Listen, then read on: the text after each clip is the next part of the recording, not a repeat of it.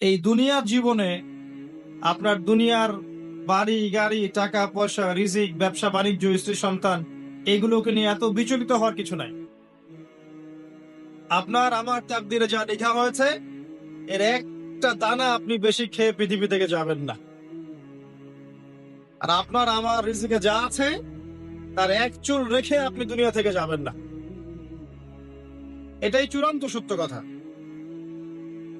আপনি ঘুষ খান আর সুদ খান আর দুর্নীতি করেন আর মানুষের সম্পদ আত্মসাৎই করেন না কেন, যতটুকু লেখা আছে আপনার তাকদীরে এর বেশি আপনি কিচ্ছু পাবেন না। আর আপনি হালালে থাকার জন্য যতই কষ্ট করেন, হালালে আছেন, সবজি বিক্রি করে খাচ্ছেন, আপনি ছোটখাটো ব্যবসা করছেন, মানুষ আপনাকে দাম দেয় না, আন্ডার এস্টিমেট করে, গরিব বলে, ফকির মিসকিন বলে, কিন্তু আপনার তাকদীরে যা আছে আপনি সেটাই পাবেন, এর বেশি আপনি কিচ্ছু পাবেন। হুয়াল আউয়ালু ওয়াল আখির, আল্লাহ পাক প্রথম এবং আল্লাহই শেষ। কুল্লু মান আলাইহা ফান ওয়া ইয়াবকা ওয়াজহু রাব্বিকা যুল জালালি ওয়াল ইকরাম। প্রত্যেকটা বিষয়ে ফানা হয়ে যাবে, কিচ্ছু থাকবে না। এখন আপনি পৃথিবীতে যা দেখছেন এগুলোর কিছুই থাকবে না। প্রত্যেক মানুষ, প্রত্যেকটা জিন, প্রত্যেক উদ্ভিদ, প্রত্যেক এই প্রাণী, আকাশ, মহাবিশ্ব, গ্রহ নক্ষত্র, চন্দ্র সূর্য, সমুদ্র, পাহাড় পর্বত, বিশ্ব নেতা, রাষ্ট্রনেতা, সমাজ নেতা, পরিবারের কর্তা, অর্থনৈতিক নেতা, সবাই মারা যাবে, সবাই শেষ হয়ে যাবে, কিচ্ছু থাকবে না। এই বিষয়টা আগে ভালো করে হজম করতে হবে যে আমরা এখানে থাকতে আসিনি, আমরা এই দুনিয়ায় থাকতে আসিনি, আমরা এখানে এসেছি চলে যেতে। যার মনের মধ্যে এই কনসেপ্ট থাকে সে কখনো আল্লাহ পাকের বিদ্রোহী হতে পারে না, সে কখনো আল্লাহ দ্রোহিতা করতে পারে না, কুফরি করতে পারে না, শিরক করতে পারে না, আল্লাহর অবাধ্য হতে পারে না। যার মনের মধ্যে এই চিন্তা বদ্ধমূল যে আমি এখানে থাকতে আসিনি, আমি এখানে মুসাফিরের মতো এসেছি, গাছের ছায়ায় বিশ্রাম নিচ্ছি, বিশ্রাম নিয়ে শেষ হবে, চলে যাও। যারাই আল্লাহ দ্রোহিতায় লিপ্ত হচ্ছে, শিরক করছে, বেদাত করছে, হারাম খাচ্ছে, ঘুষ খাচ্ছে, সুদ খাচ্ছে, জেনা করছে, আল্লাহ দ্রোহিতা করছে, আল্লাহর বিধানকে অস্বীকার করছে, তারা ইনডাইরেক্টলি ধরে নিয়েছে যে তারা মনে হয় পৃথিবীতে চিরকাল থাকবে। কারণ যদি কিয়ামতের মাঠের কথা তাদের স্মরণ থাকতো তারা কখনোই কাজগুলো করতে পারতো না, পারতো? এবার আসেন, আল্লাহ পাক কলম সৃষ্টি করে তাকদীর লিখেছেন, অতএব তাকদীর নিয়ে প্রিয় ভাইয়েরা বিচলিত হবেন না। আপনার তাকদীরে যা আছে আপনি পাবেন, যা নাই কোশ্চেন কালেও পাবেন না, ফুল স্টপ। আপনার তাকদীরে যা আছে আপনি পাবেন, না পেয়ে আপনি দুনিয়া থেকে যাবেন না, ফুল স্টপ। আর আপনার তাকদীরে যা নাই সারা দুনিয়ার মানুষ মিলে আপনাকে দিতে পারবে না। এই চিন্তাটা আগে মাথার মধ্যে সেট করেন। এই চিন্তা যার মধ্যে ইনস্টল করা আছে সে আত্মহত্যা করে না কখনো, সে হতাশ হয় না কখনো, সে ভয় পায় না, আল্লাহর পথে চলতে গিয়ে পিছু পা হয় না, সে জালেমের সামনে মাথা নত করে না। যার মাথায় এই চিন্তা আছে যে আল্লাহ যা লিখেছেন এটা হবে, যা লিখেন নাই সারা দুনিয়ার মানুষ মিলে সেটা হবে, সিম্পল। এর মধ্যে আল্লাহ পাক পরীক্ষায় ফেলবে, ওই বিষয়টা ডিফারেন্ট। আমি অবশ্যই তোমাদেরকে পরীক্ষা করব ভয় দিয়ে, ক্ষুধা দিয়ে, সন্তানের কি ইন্তেকাল দিয়ে, ফসলের ক্ষতি দিয়ে, সম্পদের ক্ষতি দিয়ে আমি পরীক্ষা করব। কিন্তু যারা সবর করবে এবং যারা এই কনসেপ্ট রাখবে ইন্না লিল্লাহি ওয়া ইন্না ইলাইহি রাজিউন, এদেরকে আল্লাহ পাক প্রশংসা করেছেন, ইনশাআল্লাহ এরা সফল হবে। আল্লাহ পাক তাকদীর লিখে ফেলেছেন, তাকদীর নিয়ে টেনশন করবেন না, রিজিক নিয়ে টেনশন করবেন না। এখনকার যুব সমাজের সবচেয়ে বড় টেনশন রিজিক। একটা জব,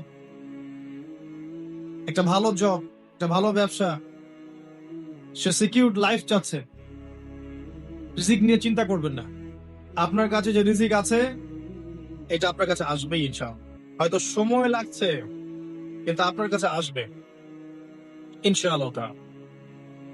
আপনি হালালের উপর থাকবেন, ন্যায়ের উপর থাকবেন। আপনি অন্যায় পথে রিজিক সার্চ করবেন না। আপনার তাকদিরে যে রিজিক আছে আপনার কাছে আসবে ইনশাআল্লাহ। এবার আসেন, আল্লাহ পাক এরপরে সৃষ্টি করেছেন মহাবিশ্ব, এই পুরো মহাবিশ্ব। তাকদির লেখার পরে মহাবিশ্ব কয় দিনে? ফি সিত্তাতি আইয়াম, 6 দিনে। মাত্র 6 দিনে আল্লাহ পাক পুরো মহাবিশ্ব সৃষ্টি করেছেন।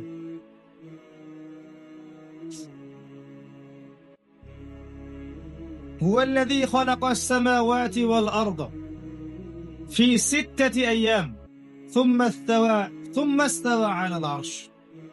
সূরা হাদীদের মধ্যে একটা আছে, তিনি সেই আল্লাহ যিনি এই মহাবিশ্ব সৃষ্টি করেছেন 6 দিনে, এরপরে আরশের উপর সমাসীন হয়েছেন।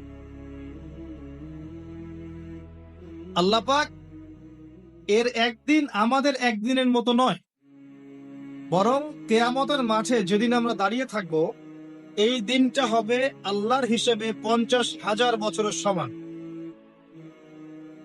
মানুষ অস্থির হয়ে থাকবে, বিচার শুরু হচ্ছে না কেন। অপেক্ষা করা কাজটা খুব যন্ত্রণাদায়ক, তাই না? কারোর জন্য অপেক্ষা করা, অপেক্ষা করে আছেন, 1 ঘন্টা পর আসবে, এলো না, আপনি অস্থির হবেন। 2 ঘন্টা পর এলো না, 10 ঘন্টা পর এলো না, আপনি অস্থির হবেন, পায়চারি করবেন, বই পড়বেন, নাস্তা খাবেন, হাঁটাহাঁটি করবেন, আপনি ব্যাকুল হয়ে যাবেন। অপেক্ষা করা একটা ডিফিকাল্ট কাজ। কিয়ামতের মাঠে মানুষ 50,000 বছর অপেক্ষা করবে, বিচার শুরু হচ্ছে না কি জন্যে। সবাই গিয়ে ধন্না দিবে, প্রথমে আদম আলাইহিস সালাম, তারপরে নূহ আলাইহিস সালাম, ইব্রাহিম, মূসা, ঈসা আলাইহিমুস সালাম। আল্লাহর কাছে একটু সুপারিশ করেন, বিচার যেন শুরু হয় অ্যাটলিস্ট। কেউ কিচ্ছু করতে পারবে না, কারণ সবাই বলবে ইয়া নাফসি, ইয়া নাফসি। দূর থেকে একজনের আওয়াজ আসবে, যিনি ইয়া নাফসি বলছেন না, যিনি বলছেন ইয়া উম্মতি, ইয়া উম্মতি। সবাই তার কাছে যাবে এবং তিনি আমাদের নবী মুহাম্মদুর রাসূলুল্লাহ সাল্লাল্লাহু আলাইহি ওয়াসাল্লাম সিজদায় পড়ে যাবেন এবং তার উম্মার জন্য সুপারিশ করবেন। উম্মার কবিরা গুনাহগার ব্যক্তিদেরকে সুপারিশ করে তিনি জান্নাতে নিয়ে যাবেন ইনশাআল্লাহ। আল্লাহ তাকে ওয়াদা করেছেন, হে নবী, তোমার উম্মতের কোন ব্যক্তি যদি শিরিক না করে আমার সামনে উপস্থিত হয়, আমি তাকে মাফ করে দেব ইনশাআল্লাহ। হাদিসে কুদসির মধ্যেও আছে যে, হে আদম সন্তান, তুমি যদি দুনিয়ার সমান পাপ নিয়ে, আসমান জমিন সমান পাপ নিয়ে আমার সামনে দাঁড়াও, কিন্তু আমার সাথে কাউকে শরীক করনি, তাহলে আমি আল্লাহ তোমার সামনে আসমান জমিন সমান ক্ষমা নিয়ে উপস্থিত হব ইনশাআল্লাহ। শোনেন, 1,999 জন মানুষ জাহান্নামে যাবে, প্রতি 1000-এ 999 জন মানুষ জাহান্নামে যাবে। সহিহ বুখারীর হাদিস 4 বার এসেছে। এখানে ইকুয়েশনটা এমন না যে ম্যাথামেটিক্যালি ক্যালকুলেট করতে হবে, এমন নয়। এটা দিয়ে আধিক্য বোঝানো হচ্ছে, বেশিরভাগই জাহান্নামে যাবে। এই কথা আল্লাহ পাক কিন্তু সূরা আরাফের মধ্যেও বলেছেন 179 নম্বর আয়াতে, ওয়ালাকাদ যারা'না লিজাহান্নামা কাসীরাম মিনাল জিন্নি ওয়াল ইনস। একই বিষয়ে কোরআন হাদিস পরস্পর মিলে যায়। এখানে একটা বিষয় বুঝতে হবে, আল্লাহ পাক বলেছেন সূরা নিসার মধ্যে, ইন্নাল্লাহা লা ইয়াগফিরু আন ইউশরাকা বিহি ওয়া ইয়াগফিরু মা দুনা যালিকা লিমান ইয়াশা। আল্লাহ পাক তার সাথে শিরকের গুনাহ মাফ করবেন না, এছাড়া যে কোনো গুনাহ আল্লাহ পাক যাকে ইচ্ছা মাফ করতে পারে। তার মানে যে বেশিরভাগ মানুষ জাহান্নামে যাচ্ছে, তাদের আমলনামায় কোন পাপ থাকতে পারে? কথা বোঝা যাচ্ছে কি? নিঃসন্দেহে তাদের আমলনামায় শিরকের পাপ থাকবে। এটা বুঝতে আপনাকে পিএইচডি করার দরকার নাই। আল্লাহ পাক শিরক ব্যতীত যে কোনো পাপ যাকে ইচ্ছা মাফ করতে পারে। তার মানে তারা জাহান্নামে যাচ্ছে বিকজ অফ শিরক। আমাদের মুসলিমরা এখন শিরক বোঝে না, অমুসলিমরা তো শিরক করেই। যেমন কেউ বলছে ওয়াকালাতিল ইয়াহুদু উযাইরুন ইবনুল্লাহ, ইহুদিরা বলছে উযাইর আল্লাহর সন্তান, নাউযুবিল্লাহ, শিরক। অথচ ওরাই এখন বিশ্বকে রুল করছে, তাই না? ওয়াকালাতিন নাসারা আল মাসীহ ইবনুল্লাহ, নাসারা বলছে যে ঈসা ইবনে মারইয়াম আল্লাহর সন্তান, তাই না? অথচ ওই সভ্যতাই এখন বিশ্বকে রুল করছে। যালিকা কাউলুহুম বিআফওয়াহিহিম, এটা ওদের মুখের কথা, এটা জাস্ট মুখের কথা। আবার অনেক সময় দেখা যায় যে আল্লাহকে বাদ দিয়ে আমরা মাধ্যম পূজাও করছি। অমুসলিমরা তো শিরিক করছেই, যারা মুসলিম তারা দেখবেন আল্লাহকে বাদ দিয়ে মাধ্যম পূজা শুরু করেছে। মাজারের পূজা করছে, কবরের পূজা করছে, মৃত ব্যক্তির ওসিলায় পার পাওয়ার চেষ্টা করছে। মুসলিম থেকে দেখবেন তাকদীরকে অস্বীকার করছে, আল্লাহর হালালকে হারাম করছে, আল্লাহর হারামকে হালাল করছে। মুসলিম থেকে দেখবেন যে হাতে একটা আংটি পড়েছে, ভাই কি জন্য পড়েছেন? এই রোগ ভালো হবে আমার। গলায় একটা বালা ঝুলিয়েছে, কোমরে একটা মাদুলি, ভাই এগুলো কেন? যে এগুলো দিয়ে রোগ ভালো হবে। মুসলিমদের কথা বলছি, অমুসলিমদের কথা বাদ দেন। যারা বলছে আল্লাহর সন্তান আছে, ওদের কথা তো বলার দরকার নেই আমার, কারণ এগুলো স্পষ্ট শিরক। 25শে ডিসেম্বর যারা বলেছে মেরি ক্রিসমাস, মুসলিমদের মধ্যে এরা স্বীকার করে নিয়েছে যে ওই দিন আল্লাহ রাব্বুল আলামিন ঈসা আলাইহিস সালামকে জন্ম দিয়েছেন। নাউযুবিল্লাহ, নাউযুবিল্লাহ মিনাহ। আর এটা এত বড় একটা কথা, এই কথা যদি আসমান জমিন আর পাহাড় শুনে রিয়াক্ট করতে পারতো, থরথর করে কেঁপে ভেঙে যেত ওরা। সূরা মারিয়ামের শেষের দিকে পড়ে দেখেন, وقالوا اتخذ الرحمن ولدا لقد جئتم شيئا إدا تكاد السماوات والأرض يتفطرن منه وتنشق الأرض وتخر الجبال هدا। পরেন অর্থটা, আসমান জমিন পাহাড় যদি এই কথা শুনে রিয়াক্ট করতে পারতো, এরা চৌচির হয়ে যেত। এত বড় একটা কথা বলেছো তোমরা, ঈসা আলাইহিস সালামকে আল্লাহ পাক জন্ম দিয়েছেন, নাউযুবিল্লাহ। তো এরা তো শিরক করছেই। মুসলিমরাও দেখবেন এই যে যেগুলো বললাম, আল্লাহকে বাদ দিয়ে অন্যের কাছে দোয়া করছে, আল্লাহকে বাদ দিয়ে অন্যকে সেজদা করছে, আল্লাহকে বাদ দিয়ে অন্যের কাছে নজর মানত করছে, আল্লাহকে বাদ দিয়ে অন্যের জন্য জবাই করছে, আল্লাহর তাকদীরকে অস্বীকার করছে, আল্লাহর হালালকে হারাম করে নিচ্ছে, আল্লাহর হারামকে হালাল করে নিচ্ছে। দেখবেন মুসলিমরা করছে। এবার মুসলিম জেনারেশন, এমন একটা প্রজন্ম বের হয়েছে এখন, ইয়াং জেনারেশনের, তারা বলছে যে এই মহাবিশ্ব বিগ ব্যাং থেকে সৃষ্টি হয়েছে, আল্লাহ বলতে কিছু নাই। আপনি বোঝেন কি কারণে প্রতি হাজারে 999 পিপল জাহান্নামে কেন যাবে? কারণটা কি? শিরক। আর এই শিরকটা হচ্ছে আপনার চিন্তায়, আপনার কথায় এবং আপনার কাজে। চিন্তার মধ্যে শিরক। যেমন একজন ব্যক্তি চিন্তা করে আকীদা যে আল্লাহ ছাড়া অমুকও সন্তান দিতে পারে, এরকম আকীদা নাই মুসলিমদের? আছে। একজন বলছে আল্লাহ কল্যাণের মালিক আর শয়তান হচ্ছে অকল্যাণের মালিক। কথাটা শুনতে খুব ভালো লাগে না? অকল্যাণ হয়তো আল্লাহর পক্ষ থেকে আসে না, আল্লাহ পবিত্র, অকল্যাণ শয়তানের পক্ষ থেকে আসবে। ব্যাপারটা কি এমন? ভালো মন্দ, কল্যাণ অকল্যাণ, দুঃখ কষ্ট সুখ সবকিছু কার পক্ষ থেকে আসে? এমন নয় যে ভালোগুলো আল্লাহ দেন, অকল্যাণ গুলো শয়তান দেয়, নাউযুবিল্লাহ। এরকম আকীদা আছে মানুষ। কিছু মানুষ বলছে তাকদীর বলতে কিচ্ছু নাই, মানুষ নিজেই তার কর্মের নিয়ন্ত্রণ, শিরক।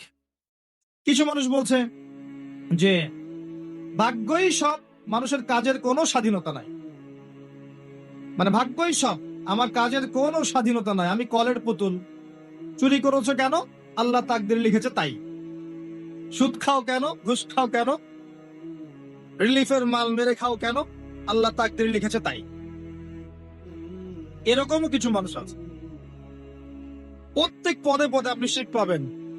আপনি আল্লাহকে ছাড়া সেজদা দেখতে পারবেন, আল্লাহকে ছাড়া মানুষ নজর করছে, মানত করছে, কসম করছে, কুরবানি করছে, সেজদা করছে, দোয়া করছে এবং ওসিলা পূজা করছে যে আল্লাহ বাদ দিয়ে অমুকে আমাকে পরকালে পার করিয়ে দিবে।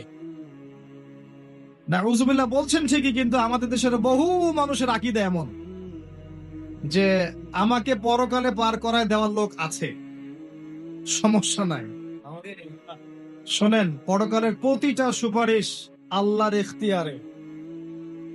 একজন শহীদ, আল্লাহর পথের শহীদ, তিনি কিন্তু সুপারিশ করবেন, কিন্তু তিনি নিজের ক্ষমতায় করবেন না আল্লাহর ক্ষমতায় করবেন। আলেম, হাফেজ, আল্লাহর পথের যারা মুজাদ্দিদ ছিলেন, আল্লাহওয়ালা আউলিয়া মানুষ, নবীগণ, সিদ্দিকগণ, সুহাদা, সুপারিশ করবেন নিজেদের ক্ষমতায় না আল্লাহর ক্ষমতায়। আকীদা স্পষ্ট না থাকলে তখন আমল করতে গিয়ে শিরক হয়ে যাবে। আর শিরক হলেই কি হবে? ওই যে বললাম, প্রতি হাজারে 999 জন মানুষ জাহান্নামে যাবে। এবার আসেন, আল্লাহ পাক মহাবিশ্ব সৃষ্টি করেছেন কয়দিনে? এই কিয়ামতের মাঠ কত বছর হবে? কে কে সিজদা করবেন, সুপারিশ করবেন আমাদের জন্য? মুহাম্মদ সাল্লাল্লাহু আলাইহি ওয়াসাল্লাম। এবার আসেন, যে নবী আমার জন্য সুপারিশ করবেন, যেই নবী আমার জন্য হাউজে কাউসারে দাঁড়িয়ে থাকবেন, যেই নবীকে আমাকে কবরে দেখানো হবে এবং জিজ্ঞাসা করা হবে, মান হাযা রাজুল বুইসা ফীকুম, কতজন যুবক, কতজন মানুষ আর কতজন মুসলিম মুহাম্মদ সাল্লাল্লাহু আলাইহি ওয়াসাল্লামের এই সুন্নাহগুলো আমরা মেনে চলি? যাকে কবরে দেখানো হবে, যিনি সুপারিশ করবেন, যিনি আমাদেরকে ছাড়া জান্নাতে যাবেন না, যিনি হাউজে কাউসারে দাঁড়িয়ে থাকবেন, যিনি জান্নাতের দরজায় প্রথম কড়া নাড়বেন, এবং যিনি তার উম্মতকে নিয়ে ফিকির করছেন কিয়ামতের মাঠে, ইয়া উম্মতি ইয়া উম্মতি, উম্মতের মধ্যে কতজন যুব সমাজ মুহাম্মদ সাল্লাল্লাহু আলাইহি ওয়াসাল্লামের সুন্নাহ মেনে চলে? বলেন। মুহাম্মদ সাল্লাল্লাহু আলাইহি ওয়াসাল্লামের উম্মাহ এখন ম্যাক্সিমাম মানুষ নামাজ পড়ে না। মুহাম্মদ সাল্লাল্লাহু আলাইহি ওয়াসাল্লামের উম্মার মধ্যে ম্যাক্সিমাম মানুষ এখন কোরআন পড়তে জানে না। মুহাম্মদ সাল্লাল্লাহু আলাইহি ওয়াসাল্লামের উম্মাহ হয়েও আমরা কোরআনের অর্থ বুঝি না, কোরআনের হুকুম আহকাম মানি না, তার সুন্নাত নিজেদের ব্যক্তি জীবনে, পারিবারিক জীবনে, সামাজিক জীবনে অ্যাপ্লাই করি না। বরং তার আদর্শ মেনে চললে আমাদেরকে মনে হয় আমরা পিছিয়ে পড়েছি। কোন মুখ নিয়ে আমরা তার সামনে দাঁড়াবো, এটা ফিকির করতে হবে। আল্লাহ পাক মুহাম্মদ সাল্লাল্লাহু আলাইহি ওয়াসাল্লামকে বলবেন কিয়ামতের মাঠে। সূরা ফুরকান নিয়ে আলোচনা হচ্ছিল না? ওই সূরাতেই আছে। আল্লাহ পাক বলবেন যে তোমার কওমের কি হয়েছিল, কিভাবে বিভ্রান্ত হলো তোমার কওম। নবী সাল্লাল্লাহু আলাইহি ওয়াসাল্লাম শিকায়াত করবেন, ইন্না কওমি ইত্তাখাযু হাযাল কুরআনা মাহজুরা।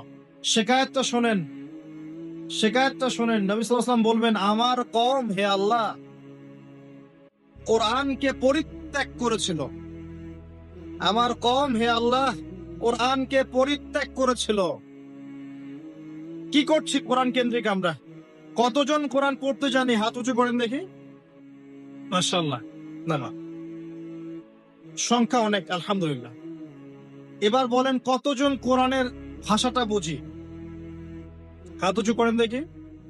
কোরআন পড়েন মাশাআল্লাহ। আয়াতুল কুরসি মুখস্থ আছে কয়জনের? হাত তুলুন। সবার মুখস্থ আছে। এবার বলেন কতজন অর্থ জানেন আয়াতুল কুরসির অর্থ? এটা পরিচিত আয়াত বললাম, একদম পরিচিত। 4-5 জন। দেখেন, ইন্না কওমি ইত্তাখাযু হাযাল কুরআনা মাহজুরা। যে কিতাবের ভিতরে ঢুকতে পারিনি আমরা, তার হুকুম আহকাম, বিধিবিধান কেমন করে বাস্তবায়ন হওয়া সম্ভব বলেন? আল কোরআনের আলো যে ঘরে ঘরে জ্বালাতে চাই আমরা, প্রত্যেক ঘরের মানুষ যদি কোরআন না পড়ে, না বোঝে, কিভাবে চলবে আমাকে বল? শুধু স্লোগান দিয়ে চলবে? শুধু শোডাউন করে চলবে? আইওয়াশ করে চলবে? আর এই জ্বালানোর দায়িত্ব কি সবার আগে রাষ্ট্রের না ব্যক্তির? ব্যক্তি ঠিক হচ্ছে না, রাষ্ট্রের দিকে আঙ্গুল তোলার কি দরকার? তো নিজেই ঠিক হচ্ছে না। নামাজ পড়তে রাষ্ট্র বাধা দিয়েছে নাকি? কোরআন তেলাওয়াত শিখতে রাষ্ট্র বাধা দিয়েছে নাকি? আরবি ভাষা শিখবেন, আপনি ব্যাকরণ শিখবেন, মাদ্রাসায় পড়বেন, কোরআন হাদিস গবেষণা করবেন, রাষ্ট্র বাধা দিয়েছে? নিজেই ঠিক হচ্ছি না, মানুষের দিকে আঙ্গুল তোলার সময় মার্শাল। আপনি তো এমন একটা যুগে আছেন, এখন এমন একটা সমাজে আমরা এখন বসবাস করছি, যেই সমাজে এবং যেই বিশ্বে বৈশ্বিক কন্ট্রোলটা মুসলিমদের হাতেই নাই। পুরো বিশ্বের কন্ট্রোলটা মুসলিমদের হাতে নেই এখন। বিগত 100 বছর ধরে আমরা যে আপোষে ইখতিলাফে লিপ্ত ছিলাম, এই সময়গুলোর মধ্যে পৃথিবীর একটা সভ্যতা এত রাইজ করে গেছে যে তারা এখন আমাদেরকে উঠতে বললে উঠি, বসতে বললে বসি। হ্যাঁ, বাস্তবতা এমন। অনেকের মনে হতে পারে না, কথা ঠিক নয়, কথা ভুল। বাস্তবতা এমনই। পৃথিবীর বড় বড় সেকশন, পলিটিক্স, ইকোনমিক্স, আপনার জিওপলিটিক্স, মিডিয়া, সামরিক বিষয়, প্রযুক্তি, শিক্ষা এবং দর্শন, এই সমস্ত বিষয়গুলো এখন পশ্চিমা সভ্যতা নিয়ন্ত্রণ করে। জানেন, আপনার মনে হতে পারে না কথা সম্পূর্ণ ঠিক নয়, কিন্তু বাস্তবতা এমন। বাস্তবতাটা এমন। অথচ সংখ্যায়, ভৌগোলিক দিক থেকে, আয়তনে, জনবলে, প্রাকৃতিক সম্পদে মুসলিম দেশের সেরা কেউ নাই পৃথিবীতে। তারপরেও আমাদের এই অবস্থার কারণ কি জানেন? ওই যে ইন্না কওম ইত্তাখাযু হাযাল কুরআন মাহজুরা, আমার কওম আল্লাহ কোরআন থেকে দূরে ছিল, কোরআনকে পরিত্যাগ করেছে। কারণগুলো বলছি শোনেন। কারণ হচ্ছে কোরআন থেকে দূরে থাকা, কারণ হচ্ছে নবী সাল্লাল্লাহু আলাইহি ওয়াসাল্লামের সুন্নাহ থেকে দূরে থাকা, আপোষে ইখতিলাফ, বিভেদ, অনৈক্য। কারণ হচ্ছে আপোষে গীবত, তহমত, কাদা ছড়াছড়ি, সমালোচনার সংস্কৃতি। কারণ হচ্ছে আমাদের হারাম রিজিক। কারণ হচ্ছে পারিবারিক আদর্শের মূল্যবোধের অবক্ষয়। কারণ হচ্ছে দুর্নীতি, করাপশন। কারণ হচ্ছে বিশ্বকে চ্যালেঞ্জ করার মানসিকতার অভাব। কারণ ধৈর্যের অভাব, সাহসের অভাব। কারণ হচ্ছে সেই নববী যুগের ঈমান, আমল, তাকওয়ার অভাব। উমর রাদিয়াল্লাহু আনহুর যুগে আমরা এমন ছিলাম? উসমান রাদিয়াল্লাহু আনহুর সময় এমন ছিলাম? আলী ইবনে আবি তালিবের সময় এমন ছিলাম? আবু বকর সিদ্দিকের সময় এমন ছিলাম?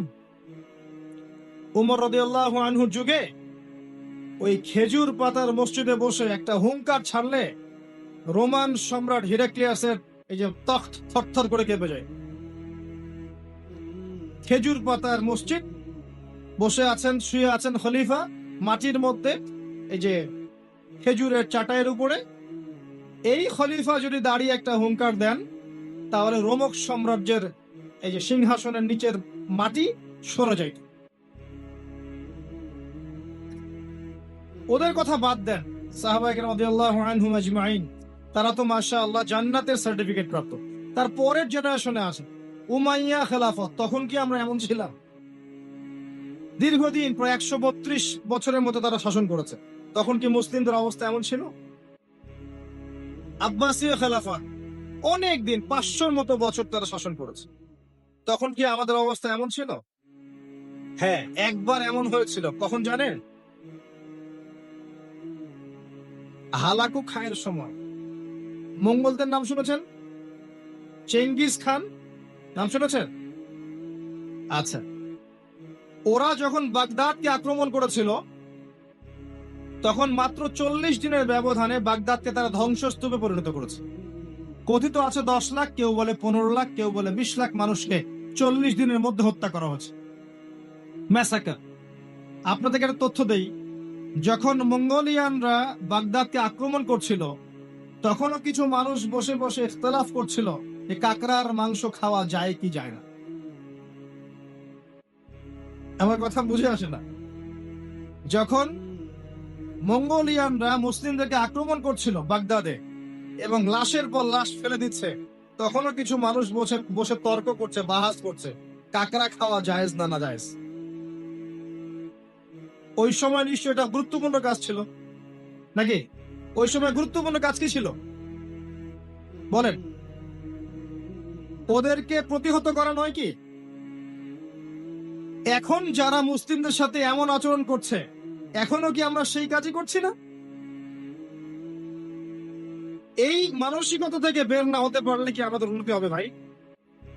মৌলিক কাজে আসে, প্রচুর পড়াশোনা করতে হবে। প্রথম কাজ, একটা দেশ, একটা সরকার থাকে, প্রশাসন থাকে, জনগণ থাকে, ওলামা কেরাম থাকে, যুব সমাজ থাকে, থাকে না? এরা সবাই এক না আলাদা? এরা সবাই একটা নেশন না আলাদা? একে অপরের শত্রু না মিত্র? একে অপরের ভাই না শত্রু? এরা সবাই একটা নেশন না, একটা বডি না? একটা দেহের একটা অংশ আঘাত পেলে অন্য অংশ ব্যথা পায় না? ব্যথা পায়। যদি ব্যথা না পায় তাহলে ওই অংশটা প্যারালাইজ না? অবশ্য আমরা সবাই এক, এই কনসেপ্টটা ভুলে গেছি। আমরা সবাই মিলে যে একটা জাতি, কনসেপ্টটা ভুলে গেছি। আমরা আপোষে নিজেদের সাথে লড়ছি, ধর্মনেতা আরেক ধর্মনেতার সাথে, এক আলেম আরেক আলেমের সাথে, এক বক্তা আরেক বক্তার সাথে, এক পলিটিক্যাল দল আরেক পলিটিক্যাল দলের সাথে, একটা ধর্মীয় দল একটা ধর্মীয় দলের সাথে।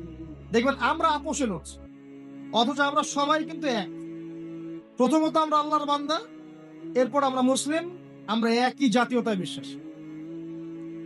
এখন একটা বিভক্ত জাতিকে দমন করা কি কঠিন না সহজ? কথা বলে, সহজ না কঠিন? যখন আমরা বিভক্ত তখন আপনাকে আমাকে সহজেই তারা দমন করতে পারবে, কোনো সমস্যা নেই। যদি আমরা ঐক্যবদ্ধ থাকতে পারতাম তাহলে আজকে আমাদের অবস্থাটা হতো। আর আমরা কি করছি ভাই? ওই যে, হ্যাঁ ঠিক বলেছেন, ওই মাসালা আমাকে বলতে বলেন না, ওইটা নিয়ে আবার বিতর্ক শুরু হয়ে যাবে। ধরতে পারছেন আপনি ঠিকই, ইখতিলাফি যে বিষয়গুলো আছে এইগুলো নিয়ে আমরা আপোষে মত পার্থক্যে লিপ্ত আছি। মূল বিষয়ে কাজ করা উচিত নয় কি? মূল বিষয়গুলো কি কি? এক নাম্বার আকীদা। এক নাম্বার কি?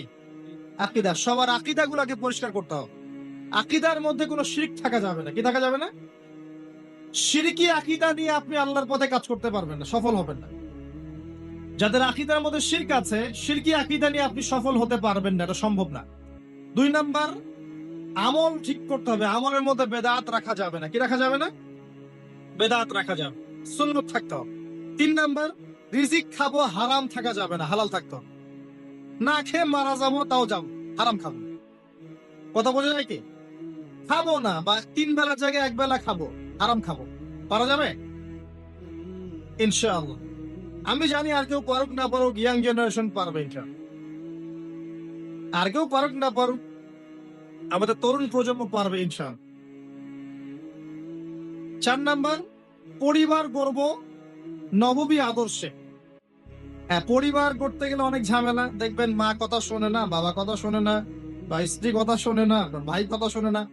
পরিবার সবাই যে আপনার মতাদর্শের হবে এমনটা যথেষ্ট নয়, মানে এমনটা জরুরি নয়। পরিবারের সবাই যে আপনার মতাদর্শের হবে এমনটা জরুরি নয়। নূহ আলাইহিস সালামের স্ত্রী কি মুমিন ছিল না কাফের? লূত আলাইহিস সালামের বউ স্ত্রী, তিনি কি মুমিন ছিলেন না কাফের ছিলেন? নূহ আলাইহিস সালামের ছেলে কি ছিল? নৌকায় উঠেছে, বলেছে আমি পাহাড়ে উঠে যাব, ওখানে আমি সেফ। মুহাম্মদ সাল্লাল্লাহু আলাইহি ওয়াসাল্লামের চাচারা ঈমান এনেছিল, তাকে বের করে দিয়েছে দেশ থেকে। আপনার অনেক ক্ষেত্রে এমনও হয়েছে, সলফে সালেহিনদের ছেলেরাও অনেক সময় অন্যায় করে ফেলেছেন, তারা নিজের হাতে বেত্রাঘাত করে শাস্তি দিয়েছেন, দেন নাই? পরিবারের সবাই, ইব্রাহিম তার পিতা কি কথা শুনেছে? পরিবারের সবাই যে এক আদর্শের হবে এমনটা জরুরি নয়।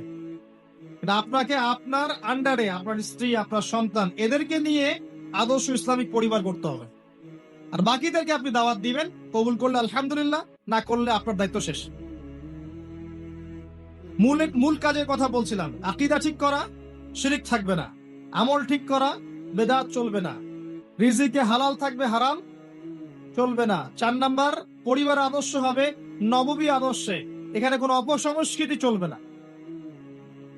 5 নাম্বার, নিজের যেটুকু প্রতিভা আল্লাহ পাক দিয়েছেন এই প্রতিভাকে দিয়ে দিনের বিজয়ের চেষ্টা করতে হবে।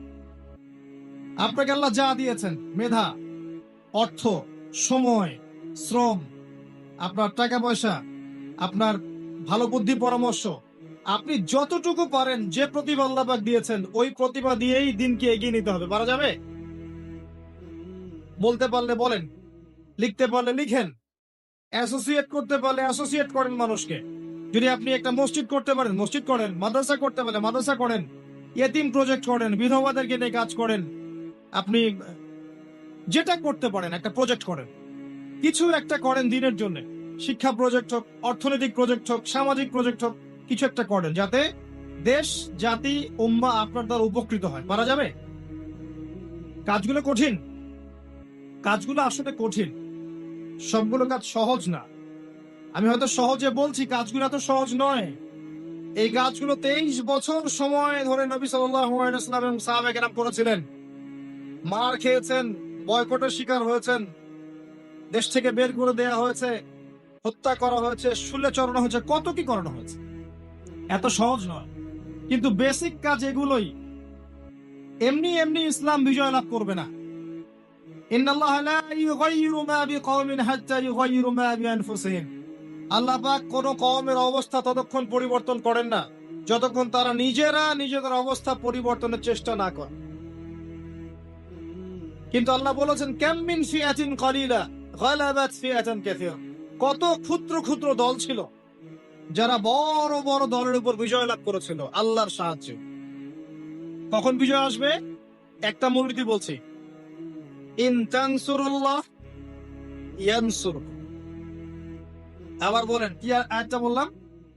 ইন তানসুরুল্লাহ ইয়ানসুরকুম ওয়া ইউসাব্বিত আকদামাকুম। যখন তোমরা আল্লাহকে সাহায্য করবা, আল্লাহ তখন তোমাদেরকে সাহায্য করবে। তার আগে আল্লাহ পাক সাহায্য করবে। এমনি এমনি বিজয় আসবে। আমি অনেক ভিতরে চলে গেলাম, কথা মূল কথায় আসেন, প্র্যাকটিক্যাল লাইফে আসেন। আইওয়াশ, শোডাউন এগুলো বন্ধ করেন, করে বেসিক কাজগুলো করেন, ইলম অর্জন করেন, কনস্ট্রাকটিভ সিলেবাসে পড়েন, তাওহীদ প্রতিষ্ঠা করেন, সুন্নতের উপর থাকেন, হালাল খান, পারিবারিক আদর্শ ঠিক করেন, আদর্শ পরিবার গড়েন, দিনের জন্য আপনার প্রতিভা দিয়ে কাজ করেন, ছোট ছোট স্টেপ নেন, আস্তে আস্তে আস্তে আস্তে দেখবেন দিনে এগিয়ে যাবেন ইনশাআল্লাহ। একটা সুসংবাদ হচ্ছে এই, কথা বলছে কেন? আল্লাহ পাক বলেছেন, ইউরিদুনা লিইউতফিউ নূরাল্লাহ। তারা, ইসলামের দুশমন যারা আছে, এরা চায় আল্লাহর নূরটাকে মুখের ফুৎকার দিয়ে নিভিয়ে ফেলতে। আল্লাহর দ্বীনকে মুখের ফুৎকার দিয়ে নিভিয়ে ফেলতে। ওয়াল্লাহু ইউতিম্মু নূরাহ। কিন্তু আল্লাহ পাক তার নূরকে প্রজ্বলিত করবেন ইনশাআল্লাহ। এটা ওয়াদা করেছেন আল্লাহ। ওয়ালাউ কারিহাল কাফিরুন। যদিও কাফেররা এটা পছন্দ করবে না। কারণ কি? হুয়াল্লাযী আরসালা রাসূলা। তিনি সে আল্লাহ যিনি তার রাসূলকে পাঠিয়েছেন, বিল হুদা, হেদায়েত সহকারে, ওয়া দীনিল হক, এবং সত্য দিন সহকারে। এই দিনটা সত্য না মিথ্যা? চূড়ান্ত সত্য দিন ইসলাম। কি জন্য পাঠিয়েছেন? লিইয়ুযহিরাহু আলা দ্বীনি কুল্লি। যাতে করে অন্য সব দিনের উপর ইসলাম বিজয়ী হতে পারে। ঘরের কোনায় তসবিহ টেপার জন্য দিন পাঠানো হয়নি। অন্য সমস্ত দিনের উপর ইসলামকে বিজয় করাতে হবে, এই জন্য দিন এসেছে। আরে বিজয় অর্জন কি এমনি এমনি হবে? নিজের অবস্থা পরিবর্তন করতে হবে। পড়াশোনা, আকীদার সংস্কার, আমলের সংস্কার, দাওয়াত, মেহনত, তাবলীগ, আত্মত্যাগ, হালাল রিজিক, এগুলোর মধ্য দিয়ে দেখবেন আপনার দিন ইনশাআল্লাহ তাআলা আজ হোক আর কাল হোক বিজয় লাভ করবেই ইনশাআল্লাহ। ইসলাম জিতবেই, আপনাকে সহ অথবা আপনাকে ছাড়া। এবার আসেন শেষের অংশে চলে আসে। আমরা যে কথাটা থেকে শুরু করেছিলাম যে বেশিরভাগ মানুষ জাহান্নামে যাবে শিরকের কারণে, আর মুহাম্মদ সাল্লাল্লাহু আলাইহি ওয়াসাল্লাম আমাদের জন্য একমাত্র আদর্শ, যিনি পরকালে আমাদের জন্য সুপারিশ করবেন, কেউ করবেন। আমরা যদি, যুবক ভাইরা শোনেন, আমরা যদি আমাদের আদর্শ চিনতে ব্যর্থ হই, আমাদের আদর্শ ফিক্স করে নেই পশ্চিমার কোনো নায়ককে বা কোনো নায়িকাকে বা কোনো খেলোয়াড়কে বা কোনো সঙ্গীত মিউজিশিয়ানকে, কোনো জাদুকরকে, কোনো অ্যাক্ট্রেসকে, ঠিক আছে, কোনো নেতাকে, কাউকে যদি আমরা আমাদের আদর্শ ফিক্স করে নেই, আমরা মুহাম্মদ সাল্লাল্লাহু আলাইহি ওয়াসাল্লামের শাফায়াত পাবো। অন্য কেউ পারুক না পারুক, আপনারা পারবেন ইনশাআল্লাহ। সেটা হলো আপনাদের জীবনের লাইফ ফ্রেমটাকে নবী সাল্লাল্লাহু আলাইহি ওয়াসাল্লামের সুন্নাহ দিয়ে সাজান। এছাড়া সবচেয়ে বড় কোনো কাজ নাই আমাদের এখন। আপনার পুরো জীবন, আপনার দেহ, আপনার চেহারা, আপনার পোশাক আশাক, আপনার কথাবার্তা, আপনার আকীদা, আপনার আমল, আপনার চলাফেরা, প্রতিটা বিষয় হবে মুহাম্মদ সাল্লাল্লাহু আলাইহি ওয়াসাল্লামের অনুকরণে। পারা যাবে? আজকের ওয়াজ শোনার পরে দাড়ি ছেড়ে দিবেন, হাত তোলেন কে কে? দাড়ি ছাড়তে বলেছি, কাটতে বলি নাই। দাড়ি ছেড়ে দিবেন আজকের লেকচার শুনে কে কে? হাত উঁচু করেন। বোঝেন নাই? ও দাড়ি রাখা, রাখা, ছেড়ে দেওয়া মানে রাখা, রাখা। দাড়ি রাখবেন কে কে? হাত তোলেন। আগামী রমজান আসার আগেই গাল ভর্তি দাড়ি দেখতে চাই। হাত নামান। এটা একটা সুন্নত, শোনেন, এটা এমন একটা সুন্নত যেটা আপনার সাথে কবরে যাবে। শোনেন, আমার কথাটা বোঝেন। আপনি অনেক সুন্নার উপর আমল করেন, কিন্তু সব সুন্নত দেখা যাবে না মরা যাওয়ার পরে। মরার পরে সব সুন্নত দেখা যাবে না, কিন্তু আপনার লাশের সাথে দেখা যাবে আপনার দাড়ি ছিল কি। এটা সবচেয়ে স্পষ্ট সুন্নত যা আপনার সাথে কবরে যাবে। রাখা যাবে দাড়ি ইনশাল্লাহ? নাকি গার্লফ্রেন্ড নিষেধ করছে? বউ নিষেধ করে? গার্লফ্রেন্ড একটা আযাব। সময় যাবে, মেধা যাবে, হায়াত যাবে, টাকাও যাবে, আর জীবনও চলে যাইতে পারে। আর দাড়ি রাখেন, ইনশাল্লাহ পারিবারিক জীবনে ভালো হবে। দাড়ি দেখেন, একটা কথা বলে শুনে, যারা জিনা করে তাদের এক্সাম্পলটা, আর যারা হালাল ভাবে বিয়ে করে তাদের এক্সাম্পলটা অনেকটা এমন। যারা হালাল ভাবে বিয়ে করে ওরা সিংহের মতো, দিবালোকের মধ্যে তারা স্ত্রীদেরকে নিয়ে ঘুরছে, তাই না? বুক ফুলিয়ে সাহসের সাথে, সে আমার স্ত্রী, মনে কোনো ভয় আছে, সংশয় আছে? তার চলাটা আলোর নিচে, সানশাইন, ডে লাইটের নিচে, সে বুক ফুলিয়ে সিংহের মতো ওয়াইফকে নিয়ে হাঁটছে বা ঘুরছে। আর যারা জিনা করবে দেখবে তাদের চরিত্র হচ্ছে ইঁদুরের মতো। ইঁদুর দিনের বেলা, দিনের আলোর মধ্যে কিন্তু সে কাজ করতে পারে না, সে রাতের অন্ধকারে কাজ করে। কথা বুঝতে পারছেন? যখন আপনি এই যে অবৈধ সম্পর্কে থাকবেন, এটা ইঁদুরের স্বভাব। সিংহের স্বভাব নিয়ে নেন, হালাল ভাবে বিয়ে করে দিবালোকে স্পষ্ট ভাবে স্ত্রীকে নিয়ে ঘোরেন, এটা করেন। সিংহের কেশর থাকে না, থাকে না? আল্লাহ পাক একটা খাসলত দিয়েছেন আমাদের, একটা বৈশিষ্ট্য দিয়েছেন, পুরুষদের দাড়ি থাকবে মাশাআল্লাহ, স্ত্রীদের দাড়ি থাকবে না, মেয়েদের দাড়ি থাকবে না। আর ওই যে হাদিসটা বারবার আমার মাথায় নক করে, দুইটা হাদিস বারবার নক করে। একটা হচ্ছে যে কিয়ামতের আগে আগে এক শ্রেণীর মেয়ে আসবে যারা কাপড় পরেও নগ্ন থাকবে, এই হাদিসটা আছে না? আরেকটা হাদিস হচ্ছে মেয়েদের সংখ্যা কমবে, ছেলেদের সংখ্যা মেয়েদের সংখ্যা বাড়বে, ছেলেদের সংখ্যা কমবে, এবং মেয়েরা ছেলেদের পোশাক পরবে। এই দুইটা হাদিস আপনি যদি একটু শহরগুলোতে যান, দুইটার জাজল্যমান দৃষ্টান্ত দেখতে পারবেন। আমি বলি আপনাদেরকে, কিয়ামতের কোন সাইনের জন্য অপেক্ষা করে বসে আছেন এখনো? আর কিসের জন্য অপেক্ষা করে বসে আছেন? আর কি প্রয়োজন আপনার? আর কোন নিদর্শন প্রয়োজন? আজকে থেকে 100 বছর আগে এইসব মেয়েদের অস্তিত্ব ছিল, যারা এই রোড প্লেসে মেয়েদের, ছেলেদের পোশাক পরে ঘুরে বেড়াতো, এবং এমন মেয়েরা যারা কাপড় পরে নগ্ন থাকতো আজকে থেকে 100-200 বছর আগে। এই দুইটা হাদিস আপনি যখন দেখছেন, আপনি শেভ করছেন ক্লিন, তখন আমার ওই হাদিসটা মনে পড়ে যায় যে ছেলেরা মেয়েদের পোশাক পরবে, মেয়েরা ছেলেদের পোশাক পরবে। এটা আপনি মেয়ের পোশাক পরে নিলেন। কথা বুঝতে পারছেন? যখন আপনি ক্লিন শেভড, আপনি মেয়েদের পোশাক পরলেন। আর মেয়েদেরকে দেখেন, স্যুট, ফর্মাল প্যান্ট, টাই আছে না, জিন্স, টি শার্ট। জিজ্ঞাসা করতে পারে যে আপনারাও কি এগুলো রাস্তাঘাটে দেখে বেড়ান নাকি? আমাদের উত্তর হচ্ছে না ভাই, দেখে বেড়াই না, কিন্তু না দেখে উপায় থাকে না। কারণ যেদিকেই তাকাবো সেদিকেই তাক।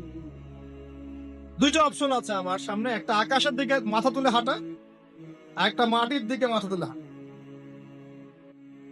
যদি আকাশের দিকে তাকাই সামনে বাড়ি খাবো, আর মাটির দিকে তাকায় হাঁটতে থাকলে কখনো কখনো তো মাথা তুলতেই হচ্ছে। যখনই তুলবেন তখনই কাজ। বিষয়টা হচ্ছে যে ফাংশনটা চেঞ্জ হয়ে গেছে। মেয়েরা ছেলেদের জায়গায় চলে আসে, আর ছেলেরা মেয়েদের জায়গায় চলে আসে। তরুণ প্রজন্মকে আমি নসিহত করব যে পুরুষত্ব বজায় রাখেন। পুরুষের গাম্ভীর্য, পুরুষের ব্যক্তিত্ব, ওর যে গায়রত, এটাকে বজায় রাখেন। গায়রতওয়ালা পুরুষের এখন অনেক অভাব। যেসব পুরুষেরা গোপনে জেনা করছে তাদের গায়রত নাই। গায়রত মানে বোঝেন? আপনার ব্যক্তিত্ব, আপনার গাম্ভীর্য, শৌর্য বীর্য নাই। যেসব পুরুষেরা এই গার্লফ্রেন্ড বয়ফ্রেন্ড অ্যাফেয়ার্স লিপ্ত আছে, এদের গায়রত নাই। যারা ক্লিন শেভ করে ঘুরছে, এদের গায়রত নাই। যারা বিয়ে করছে, যৌতুক নিচ্ছে, এদের কোনো গায়রত নাই। যারা টাকার জন্য পরিবারের স্ত্রীদের প্রতি অত্যাচার করছে, এদের কোনো গায়রত নাই। ব্যক্তিত্ব সম্পন্ন পুরুষ। এমনকি দেখা যাবে দিনের ক্ষেত্রে এসেও যদি আপনি দিনকে দুনিয়ার বিনিময়ে বিক্রি করে দেন, তাহলে আপনারও গায়রত নাই, আপনারও ব্যক্তিত্ব নাই, গাম্ভীর্য নাই, শৌর্যবীর্য বলে কিছু নাই। পুরুষরা হবে পুরুষের মতো। একটু সাহাবীদের জীবনীগুলো পড়বেন, একটু নবী সাল্লাল্লাহু আলাইহি ওয়াসাল্লামের জীবনীটা পড়বেন, স্পেশালি 4 খলিফার জীবনীগুলো পড়বেন, ইসলামের ইতিহাসগুলো পড়ে দেখবেন পুরুষদের ফাংশন কি ছিল সমাজের মধ্যে। তারা কিভাবে শৌর্য বীর্যের সাথে এই পুরো সমাজটাকে এগিয়ে নিয়ে গিয়েছিল। ব্যক্তিত্ব ছিল, গাম্ভীর্য ছিল, কথাবার্তায়, চলাফেরায়, আচরণে, চেহারায় একটা সিংহ সিংহ ভাব ছিল। এখন আপনি খেয়াল করে দেখেন, এই তরুণ প্রজন্মের দিকে দেখেন, অ্যাটিটিউড গুলো দেখেন, চেহারা, কথাবার্তা, behaviour, dress up, get up, চলাফেরা, ব্যক্তিত্ব, রুচি, সব দেখবেন মেলি মেলি। ফাংশন চেঞ্জ হচ্ছে ভাই। আমি কিয়ামতের আলামত দেখছি। এগুলো আলামত মাইন্ডসেট চেঞ্জ হয়ে গেছে। দেখবেন ফেসবুকে বসে ঝগড়ার পর ঝগড়া করছে ঘন্টার পর ঘন্টা ধরে ছেলেরা, অথচ এটা পুরুষের স্বভাব নয়। কিন্তু পুরুষের স্বভাব কি জানেন? তর্কাতর্কি লাগছে, সরাসরি মারামারি হবে। ব্যাপারটা এমন না। এটা পুরুষের স্বভাব ছিল যে কোনো কারণে তর্কাতর্কি লেগে গেছে, অস্ত্র নিয়ে দুই মুখোমুখি। এটা পুরুষের স্বভাব ছিল ন্যাচারালি, আগে এটাই হয়ে আসছে আর কি। এখন দেখবেন এটা নাই। এই যে কিবোর্ডে ঝগড়া করছে, চুল ছেঁড়া ঝগড়া, মানে ছোট ছোট বিষয়গুলোকে নিয়ে এমন ঝগড়া, বাপ মা বংশ নিয়ে গালি দিয়ে শেষ। একদম মেয়েরই স্বভাব। আর মেয়েদেরকে দেখেন, গলার ভয়েস দেখেন ছেলেদের মতো, অ্যাটিটিউড দেখেন ছেলেদের মতো, এবং ব্রেইন ওয়াশ তারা এইভাবে যে এতে করে ওদের ডিগনিটি, সম্মান বেড়েছে। এটা আমি বলবো না তাদের উন্নতি, বরং আমি বলবো যে আমরা যারা আছি আমাদের অধঃপতন হয়েছে এখানে। আল্লাহ পাক বোঝার তৌফিক দান করে। আমি একটা কথা বলতে গিয়ে আবার এদিকে চলে আসলাম যে সুন্নাহ, নবী সাল্লাল্লাহু আলাইহি ওয়াসাল্লামের সুন্নাহ আপনার চেহারায়, আপনার শরীরে, আপনার পড়াশোনায়, আপনার আমলে, পরিবারে, সমাজে নিয়ে চলে আসে। পারা যাবে না ইনশাআল্লাহ? আল্লাহ পাক তৌফিক দান করুন আমাকে এবং আপনাদের সবাইকে। আমি সহজ বুদ্ধি বলছি, দিন রাত 24 ঘন্টা ভাগ করেন, ভাগ করে প্রতিটা কাজকে আপনি সুন্নাহ দিয়ে সাজান। এই যে ঘুমাবেন, সুন্নত নাই? ঘুমানো 2টা সুন্নত বলেন দেখি। ডান কাত হয়ে শোয়া, এটা তো সহজ। অজু করে শোয়া, ডান কাতে শোয়া, অজু করে শোয়া, আয়াতুল কুরসি পাঠ করা, সূরা ফালাক নাস ইখলাস পাঠ করা, দম করা, সারা গা মাসাহ করা, সূরা বাকারার শেষ 2 আয়াত বা 3 আয়াত পাঠ করা, পারলে সূরা কাফিরুন পাঠ করা, আরো পারলে সূরা মুলক পাঠ করা, 33 বার সুবহানাল্লাহ, 33 বার আলহামদুলিল্লাহ, 34 বার আল্লাহু আকবার, শুয়ে পড়েন, আল্লাহুম্মা বিইসমিকা আমুতু ওয়া আহইয়া। এই ঘুমটা কি হবে? ইবাদত। পুরো ঘুমের সময়টা নেকি পাবেন ইনশাআল্লাহ। পুরো ঘুমিয়ে আছি আমি তো ক্লান্ত, ঘুমিয়ে আছে, রেস্ট নিচ্ছি, নেকি হবে ইনশাআল্লাহ। আল্লাহ পাক কত দয়ালু দেখেছেন? আল্লাহ পাকের কাছে 100 ভাগ দয়া ছিল, মানে আছে, ছিল না, আছে। এর 1 ভাগ আল্লাহ পাক দিয়েছেন পুরো সৃষ্টি জগৎকে, 99% রেখেছেন তার কাছে। এই দয়া দিয়ে আল্লাহ পাক কিয়ামতের মাঠে আমাদেরকে মাফ করবেন ইনশাআল্লাহ। ঘুম থেকে উঠলেন, ওযু করলেন, সালাত আদায় করলেন, সুন্নাহ ইবাদত হয়ে গেল। বাথরুমে যাচ্ছেন, ঢুকছেন বাম পা দিয়ে, বের হচ্ছেন ডান পা দিয়ে, দোয়া পড়ছেন। বাথরুমে ঢোকার দোয়া কি? আল্লাহুম্মা ইন্নী আউযু বিকা মিনাল খুবসি ওয়াল খাবাইস। বের হওয়ার দোয়া কি? এটা যদি নাও পারেন, গুফরানাকা, এটা পারেন না? ছোট্ট দোয়া, এটুকু বললে হয়ে যায়, ব্যাস নেকি হয়ে গেল।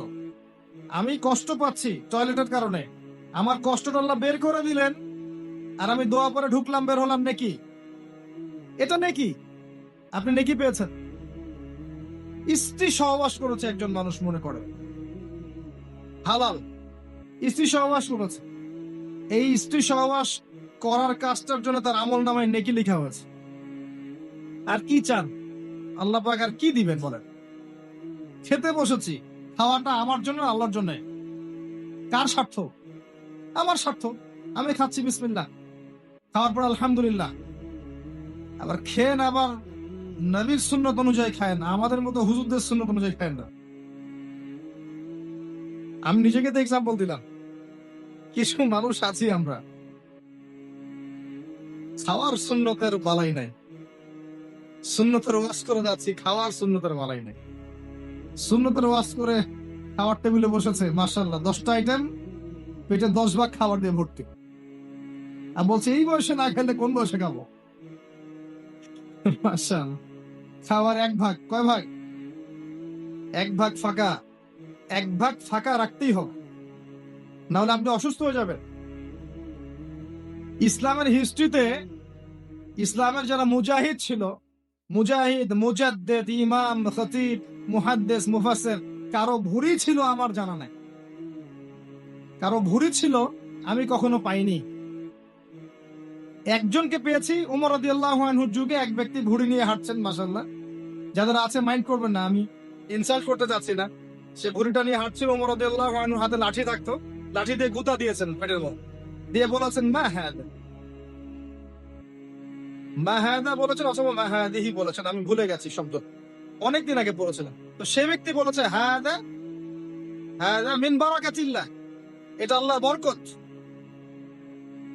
তখন ইবনুল খাত্তাব তিনি বলেছেন বাল আযাব মিন ইনদিল্লাহ, বরং এটা আল্লাহর আযাব, বোকা লোক কোথাকার। হিস্ট্রিতে কখনো ছিল না যে মুসলিমদের এমন ভুঁড়ি হতে পারে। হ্যাঁ, আমি আখিরুজ জামানের হাদিসে পেয়েছি, শোনেন, আখিরুজ জামানের হাদিসে পেয়েছি, শেষ জামানে এক শ্রেণীর লোক আসবে মুসলিম, যাদের ভুঁড়ি থাকবে, আরামে ঠেস দিয়ে বসে থাকবে। এই হাদিসটা আছে। অনেক সময় দেখা যায় দিনের দায়িত্ব পালন করছি, দিনের দায়িত্ব পালন করছি, আমার মাশাআল্লাহ উঁচা একটা ভুঁড়ি নেই, শোভা পায় না আপনার দিনের দায়িত্ব। আর নিজের দেহের মধ্যে সুন্নত আদায় করতে পারেন নাই, আমাকে সুন্নত শিখাবেন কি? এক্সারসাইজ করেন, খান পরিমিত, 1 ভাগ ফাঁকা রাখেন। এই যে খাচ্ছেন, এই খাওয়াটা কি হচ্ছে? নেকি হচ্ছে, খাওয়াটা নেকি হচ্ছে। আবার খাওয়ার পরে আপনি